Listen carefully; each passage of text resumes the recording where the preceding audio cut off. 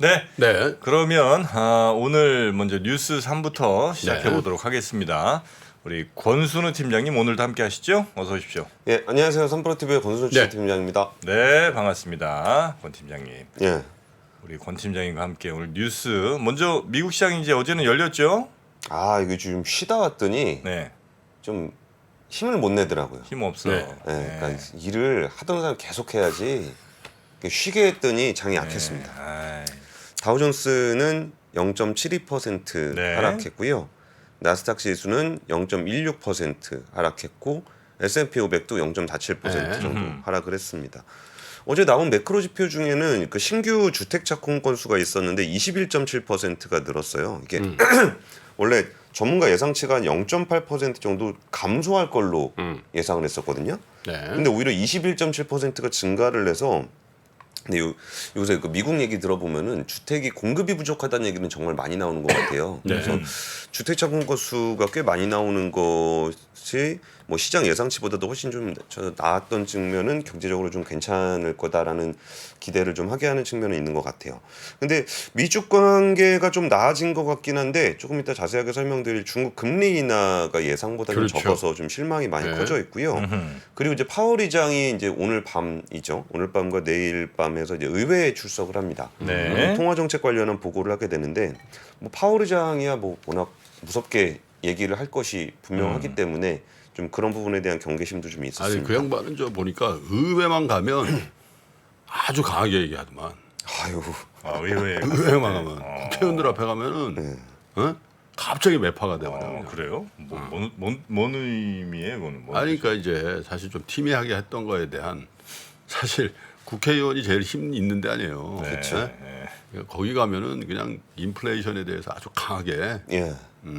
막 세상 멱살 잡듯이 막 얘기해요. 그래요. 하지만 이렇게 휘두르진 않습니다. 말만. 금리는 동결.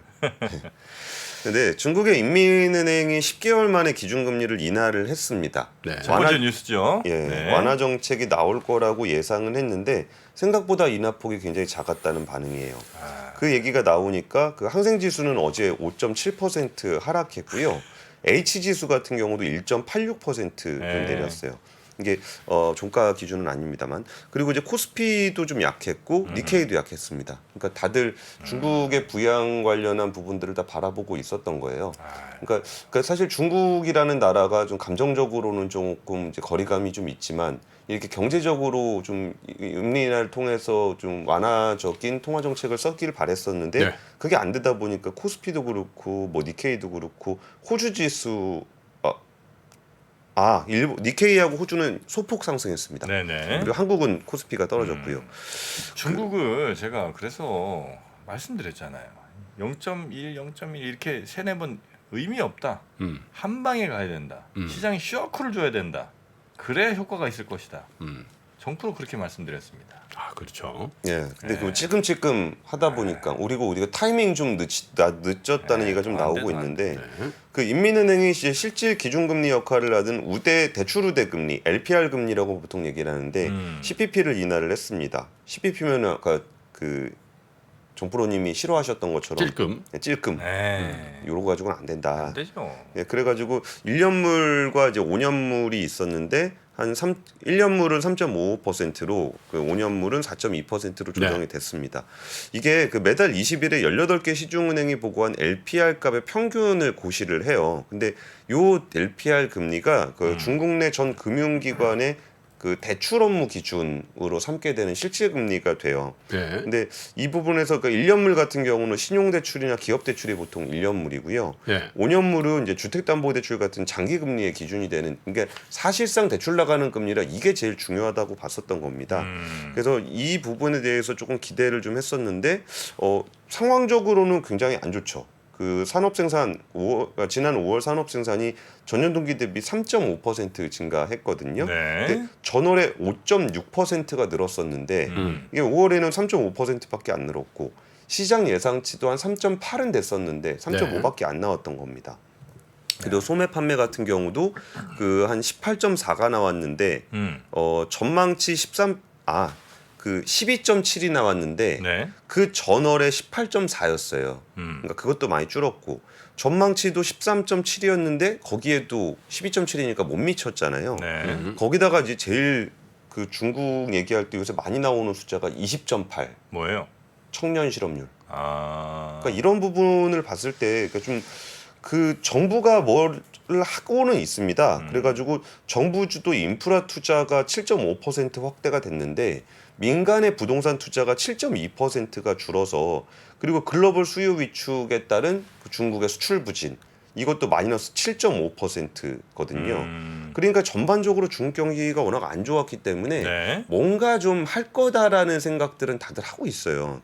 근데 제일 중요한 게 아무래도 통화 정책일 거고 중국은 사실 인플레이션에 대한 우려가 별로 없기 때문에 통화 정책을 좀 쓸 수 있을 거라고 네. 봤던 거예요. 근데 이 부분이 좀 약했었던 게 있고 그리고 이제 인민은행 같은 경우는 지금 우려하고 있는 것 중에 외국인 자금 유출 그리고 그에 따른 환율 급등을 많이 우려를 하고 있습니다. 그러니까 우리나라 같은 경우는 금리가 미국에 비해서 많이 낮음에도 불구하고 환율에 대한 고민을 좀 덜 하고 있잖아요. 네. 근데 인민은행 같은 경우는 이제 중국의 전반적인 경제가 좀 안 좋다 보니까 여기서 금리 내려서 통화 완화했다가 환율 망가지면 어떡하냐에 대한 고민이 좀 있다는 거예요. 그러니까 사실 우리나라보다도 좀 통화 정책 쓰기가 좀 어려운 그런 상황이 된 것 같긴 해요. 근데 이런 상황이 이어지다 보니까 중국 경제 성장률 전망치가 점점 낮아지고 있습니다. 골드만삭스 같은 경우는 이제 그 중국의 GDP 생산 성장률을 6% 잡아놨다가 최근에 5.4%로 0.6% 포인트를 낮췄습니다. 네. 그래서 이게 경기 부양 관련한 얘기는 좀 하고 있는데 시장의 반응은 굉장히 싸늘한 상황이고요. 근데 중국의 그 급속한 노령화 이거 있잖아요. 이거가 굉장히 큰 사회적인 화두가 될 가능성이 많고. 예. 근데 사실 중국이 세계 공장의 역할을 하면서 성장한 나라인데 그거는 앞으로 그 기대는 이제 자체 소비하는 거에 대한 공장 정도. 예. 네, 물론 이제 뭐 전 산업계에 대해 걸쳐서 다 그렇지는 않겠으나 사실 그런 거에 대한 기대 이런 건 접어야 되는 거 아닌가 그런 생각이 들더라고요. 아, 이제 중국은 끝났다. 아니니까 그 구조가 구조적으로 네. 고성장 시대를 구가하던 네. 우리는 그런 잠재의식이 굉장히 강하게 있거든. 중국은 뭐 저러다가도 뭐 7, 8% 성장할 거야 이런 생각을 하는데 한 번 딱 그 다운턴 들었으면은 여간에서는 그렇죠. 그리고 중국 정부가 쓸 수 있는 카드가 이렇게 많지 않거든. 사실 인구 구조도 이제 또 바뀌었고. 아까 뭐 22%, 예. 20.8%. 20.8%가 절대 인구로 하면 뭐 우리나라 인구쯤 되는 거 아니에요? 그렇기도 하고요. 이거는 저도 이제 최근에 중국 전문가들 만나서 좀 들었던 얘기가 1,100만 명 이번에 졸업한다 그랬잖아요. 그러니까 근데 그렇게 졸업을 많이 하는 것도 그런데 대학원 들어가려는 사람이 500만 명이 넘는데요. 근데 그것도 좀 이렇게 약간은 감정적으로 들리지 않으셨으면 좋겠는데 경제 구조적으로만 좀 말씀을 드리면은 중국은 대표적으로 제조업 국가잖아요. 근데 대학원을 졸업하고 나서 제조업에 공장 취업하려는 사람이 많지는 않을 거 아니에요. 그렇겠죠. 그러니까 중국. 예. 산업 구조가 좀 더 고도화되면서 그 중국의 젊은 사람들도 이렇게 한 자녀인 경우가 굉장히 많잖아요. 그래서 오히려 화이트 칼라 직업이라든지 그쪽의 선호도가 높다 보니까 그렇겠죠. 점점 더 그쪽 제조업으로 안 갈라 그러는 그러니까 일자리 미스매치도 굉장히 커지고 있다고 해요. 네, 네. 그러니까 그것도 이제 산업 구조가 굉장히 빠르게 변할 때 나타나는 현상 중에 하나인데 그런 부분들도 조금 걸림돌이 좀 되고 있다고 하고요. 네. 그리고 이번에 그 단오절 연휴가 6월 22일에서 24일까지 있어요. 중국은. 그때 좀 해외 여행객들이 좀 많을 거라고 예상을 했었는데 한 코로나 이전에 한 60% 정도밖에 회복이 안 되는 것 같다고. 이런 거는 조금 아쉽습니다. 그러니까 중국의 국가이민관리국이 단오절 사흘 연휴 동안 하루 평균 한 128만 명 정도가 나갈 것으로 보인다라 그랬는데 그러면은 이걸 추산으로 했을 때 한 380만 명 정도가 나올라 그러는 것 같아요. 근데 물론 작년보다는 한 2배, 2.2배 정도, 2.2배 정도 늘어난 수준이지만 코로나 이전이 2019년과 비교하면 한 63% 정도 수준인 것 같아요. 그러니까 코로나 겪었을 때보다는 뭐 회복되는 거는 맞는데 그렇다고 해서 우리가 기대했던 것만큼 맞아요. 되게 높은 그런 수준은 아닌 것 그러니까 같습니다. 정책이 굉장히 중요한 게 2018년도가 초에 네. 중국 출장을 한번 갔어요. 그래서 중국 18년. 네. 2018년 초에 그래서 거기 이제 공무원들이나 뭐 이렇게 연구기관, 연구단체 헤드들하고 이렇게 미팅을 연쇄적으로 한 기회가 있는데 그 무렵에 부분적인 산하 제한 조치를 풀었어요. 예, 예. 예. 그래서 부분적으로 그것도 네네. 1자녀 정책에서 한 2자녀 정책으로 살짝 바꿨는데 그거 담당하는 연구기관의 헤드가 그런 얘기를 하더라고. 좀 이해가 안 된다. 지금 다 풀어도 안 될 판에 부분적으로 지역적으로 1자녀를 더 갖게 하는 그 시의 형태로 풀었는데 아직도 그게 생생하게 기억이 나요. 아유, 지금 정신 못 차린다. 근데 그 연구기관이 이게 사실 공산당이잖아요. 예, 예. 그런데도 그 문제 제기를 하는 걸 들었거든. 그때 잘못한 거죠. 그러니까 정프로님 말씀대로 네. 풀 거면 화끈하게 풀었어야 되는데 뭐 찔끔찔끔 뭐 3명하다 시골은 2명 봐줄게. 그러니까. 뭐 이런 식으로 근데 하면서 지금 다 뭐 타이밍 무제한 놓쳐버리고. 나라 그래도 안 낳잖아. 안 낮죠. 예. 습관이 되거든 그게. 저출산 정책에 대해서 한번 정프로님이 중국 정부에다 한번 고언을 한번 아니 언제 진짜 한번 시간이 되면 저희 우리 시청자분들도 그쪽에 관심들이 많으시니까요. 이 저출산 그리고 또 교육, 육아 이쪽에 관련된 콘텐츠 한번 또 전문가들 모셔서 제가 한번 주제해서 여러분께 전해드리도록 하겠습니다. 예, 두 번째 뉴스는요. 그 현대차가 10년간 110조 원을 투자해서 글로벌 판매를 한 200만 대 정도 하겠다. 물론 이게 테슬라 2천만 대에 비하면 되게 작아 보이겠지만 현대차가 지금 벌써 몇 번째 이거를 발표하고 있는지 모르겠는데 발표할 때마다 올라가고 있습니다. 숫자가. 그게 전기차 200만 대인가요? 예, 전기차 200만 네. 대. 언제까지요? 2030년 어제 인베스터 데이가 있었죠? 네, 인베스터 네. 데이가 있었습니다. 앞으로 7년 남았는데. 예. 근데 이게 그 전기차 판매의 그 이전에 뭐 2021년 발표했을 때, 22년 발표했을 때, 23년 발표했을 때 목표치가 계속적으로 올라가요. 근데 이거 이렇게 그러니까 우리가 너무 테슬라에 익숙해서 2천만 대 뭐 이렇게 한 거에 좀 익숙한데 200만 대 하겠다는 것도 쉽지 않은 목표입니다. 그러니까 목표치는 굉장히 챌린징한데 어쨌든 여기서 10년간 연평균이니까 매년 한 11조 원 정도 수준의 투자를 하겠다라고 하고 있습니다. 어제 그 CEO 인베스터 데이가 있었고 그리고 중장기 사업 전략을 발표를 했는데요. 그래서 이게 아까 뭐 10년간 109조 원 투자라는데 그 중에 한 3분의 1 정도는 그러니까 35조 8천억 정도를 전동화에다 투자를 하겠다라고 네. 얘기를 하고 있고요. 그래서 올해 지금 33만 대 판매 계획인데 올해 33만 대입니다. 뭐 올해. 예, 올해 뭐 전기차 많이 팔리는 안 팔리는 국내로 그래도 전부 다. 다 해서 33만 대 글로벌이요. 이거를 200만 대로 늘리겠다라는 거니까 한 6배 정도 늘린다는 거라 이게 굉장히 좀 쉽지 않은 목표입니다. 그리고 지난 CEO 인베스터 데이하고 비교하면은 한 13만 대 정도가 상향이 된 거예요. 그러니까 그리고 그 판매 비중 같은 경우는 올해 한 8% 수준에서 2030년에는 34%로. 아니 근데 그거는 뭐 굉장히 그 진취적인 목표일 수도 있으나 예. 뭐 예를 들면 2035년 넘어가면은 전기차 외에는 못 쓰게 하는 나라들이나 미국의 주가 많잖아요. 그럼 미국. 미국도 유럽도 그렇지. 유럽. 2035년 이후에. 네. 그 뭐 그러면 미국하고 유럽이 그렇게 하는데 다른 나라들은 그렇게 안 할 가능성이 있겠어요. 그러면 그런 걸 감안하면 사실 2035년에 화석 연료로 가는 차는 지구상에서 사라질 가능성도 있는 건데 근데 30년이면은 나 같으면은 전기차 사지 내가 이상한 사람 아니면은 디젤차 사겠어요? 설령 화석연료차를 팔아도 중고차를 어떻게 할 거냐 이거예요. 그러면. 그러니까 이게 그 글로벌 회사들하고의 좀 차이예요. 그러니까 테슬라 같은 경우는 전기차가 팔릴 만한 곳에만 가서 파니까 거기 인프라 투자가 계속적으로 되고 있거든요. 근데 예를 들어서 도요타라든지 GM이라든지 현대차 같은 경우는 연간 800만 대를 판매하고 있는 회사예요. 그러니까 뭐 브라질이라든지 아니면 아세안이라든지 아니면 아프리카라든지 이런 국가들에도 내연기관차를 계속적으로 판매하고 있거든요. 그러다 보니까 이 회사들 그쪽 지역은 2030년이 돼도 인프라가 그렇게 갖춰져 있지 않을 거예요. 그러니까 충전이라든지 이런 것들. 예를 들어서 인도 같은 경우에 제가 최근에 봤을 때는 전동화가 전체 그러니까 전동화가 이루어진 거에 한 95%가 2륜 3륜입니다. 그러니까 사륜은 전기차 자체가 별로 없을 뿐만 아니라 2륜, 3륜이 굉장히 많기 때문에 지금도 우리는 뭐 한 중국 같은 경우는 한 23%이 정도가 지금 전기차가 나가고 있는데 오히려 그쪽에서는 좀 그 오토바이 바꾸는 게 전기차라고 그래서 얘기할 어제 정도예요. 저 테슬라 일론 머스크가 모디 총리한테 브리핑을 했잖아요. 예. 인도에서 우리가 공장 어떻게 만들겠다. 예. 어.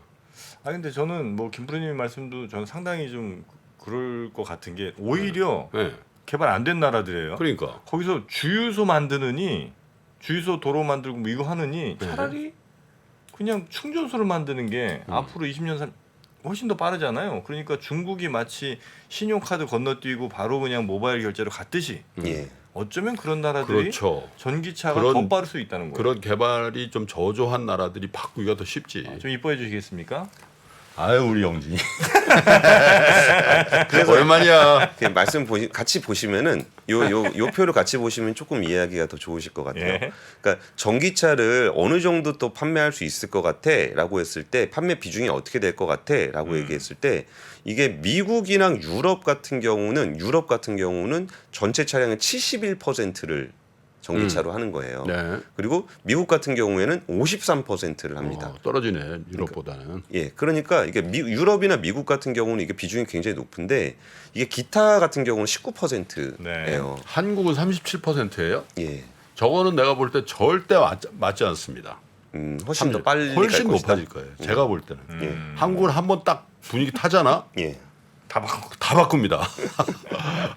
진짜 분위기 딱 타면 다 바꿀 거야 아마. 인프라만 따라오면 돼. 예. 그리고 배터리 같은 경우에 이번에 하이브리드 배터리는 자기들이 만들어 가지고 하는 신차가 올해 나온다라고 했고요.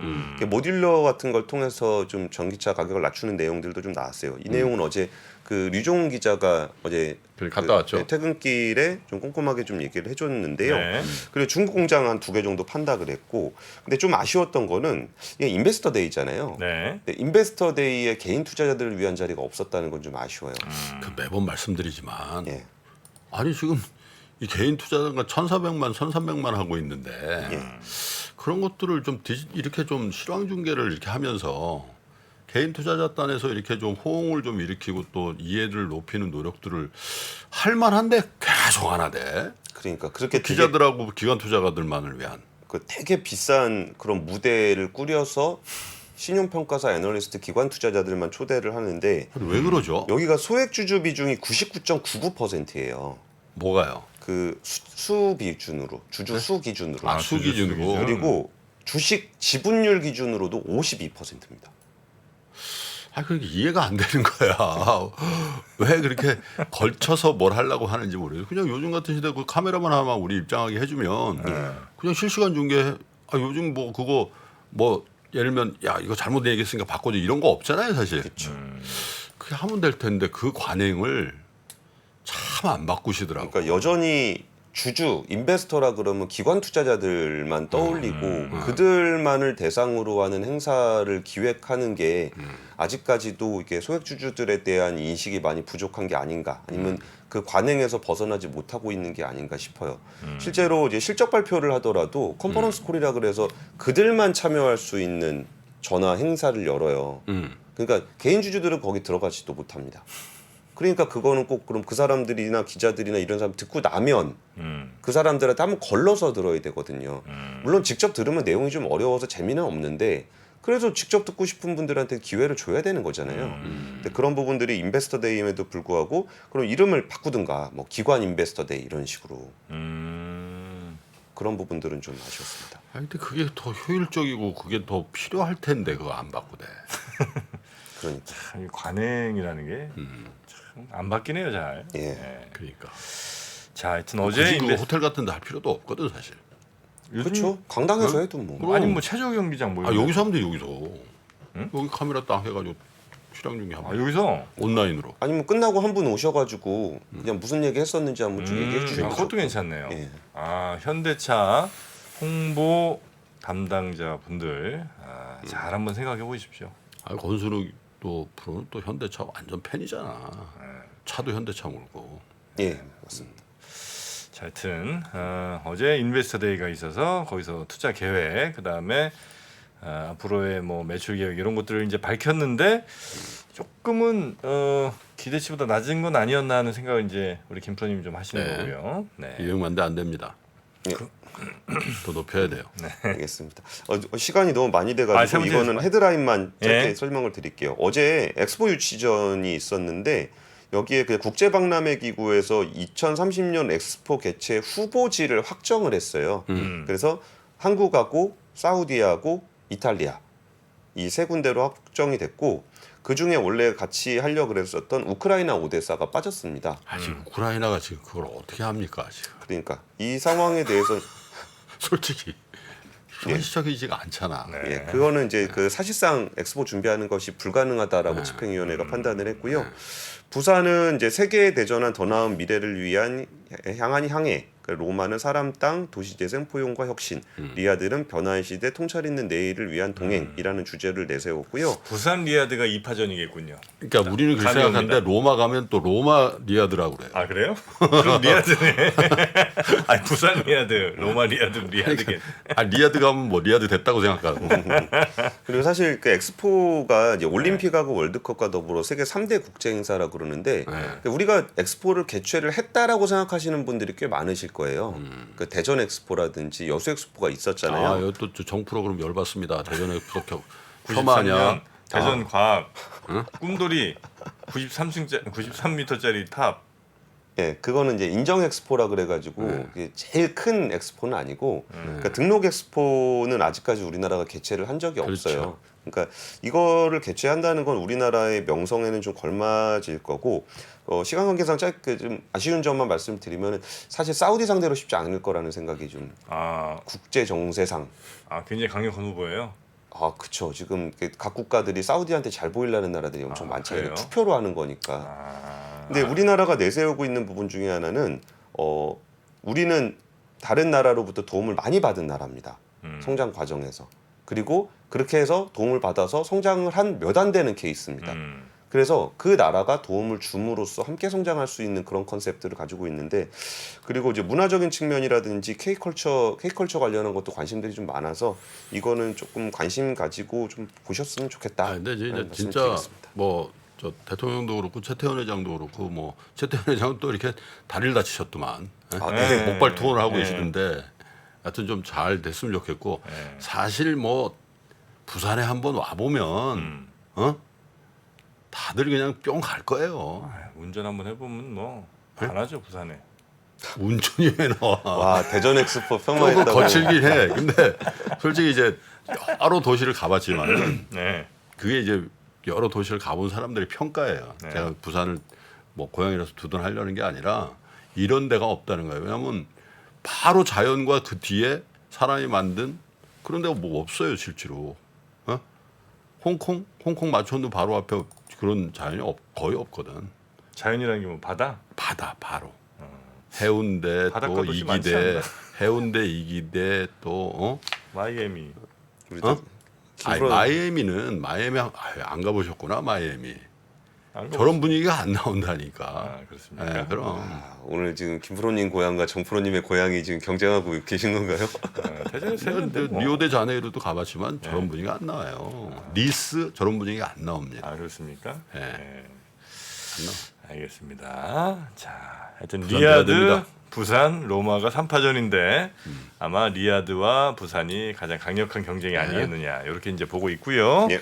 잘 되길 바라겠습니다. 자, 그러면 뉴스 한번 요 정도로 마무리. 시간이 흘러도 변하지 않는 여러 가지 원칙과 사고 체계는 존재하거든요. 대가들의 사고 체계, 투자 기법이 아니라 생각의 방법. 그런 거를 분해를 해서 재구성을 해서 하나의 어떤 틀로 조합을 하는 과정이 필요한 것 같다. 라쿤 자산운용 홍진채 대표의 거인의 어깨에 19년간 초과 수익을 달성한 그가 어떻게 주식 대가들의 투자법을 활용했는지 이 책에서 최초로 공개합니다. 대가들의 검증된 투자법을 여러분의 눈으로 직접 확인하시죠.